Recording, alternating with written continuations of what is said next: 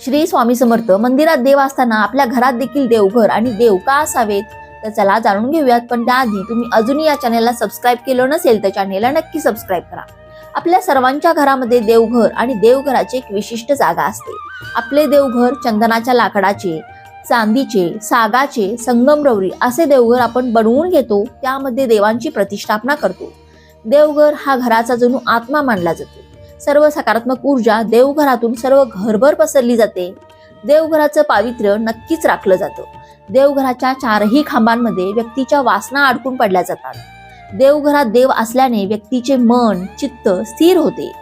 घरात देवघर असल्यामुळे आणि देवघरात देव असल्यामुळे आपल्या घराचं पावित्र्य, मांगल्य, प्रसन्नता टिकून राहते.